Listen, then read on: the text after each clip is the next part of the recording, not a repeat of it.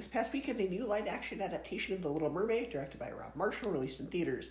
This marks the third time Rob Marshall has directed a live-action Disney musical, so today I'm going to rank all three Rob Marshall-directed Disney musical movies from worst to best. Now, I know he also directed Pirates of the Caribbean, Dead Men Tell No Tales, but that's not going to be on this list for two reasons. One, it's not a musical, so it wouldn't really fit with the rest of this list. And two, there's a new version of Haunted Mansion coming out soon, and I'm planning on ranking all the movies based on Disney rides, so I'm not including his Pirates movie in here for the sake of avoiding redundancy. Also, I gave every movie on this list a positive review, so just because a movie is on one of the lower spots in this list, it doesn't mean I didn't like it, it just means I think the ones in higher spots are better. And with that in mind, let's get started. Number 3, Mary Poppins Returns. Now, like I said, I enjoyed this movie. It's delightful. Emily Blunt and Lin-Manuel Miranda give the film a lot of energy, and the new songs are all great. But, on a story level, it's basically the same as the original.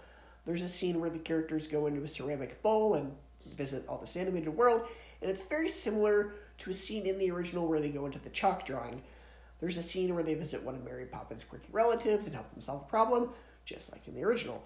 There's a very long sequence involving Mary Poppins' sidekick, just like in the original. It's still a well-directed, well-choreographed movie with great songs and an energetic cast, but it's very derivative. Number 2, Into the Woods. Phenomenal cast, great songs, great choreography, and a fresh way of twisting fairy tales that takes more influence from the original darker Grimm Brothers versions.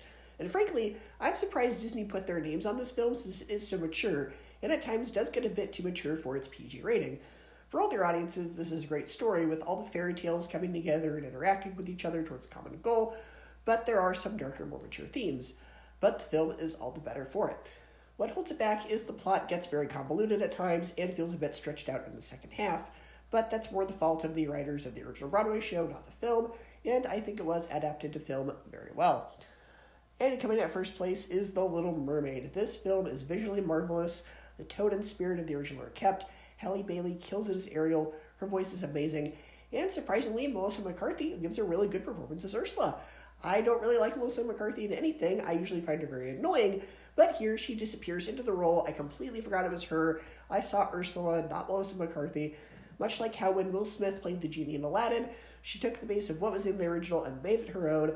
She absolutely kills it during her version of Poor Unfortunate Souls, and they also made her villain motivations a bit deeper, no pun intended, and the relationship between Ariel and Eric is expanded better.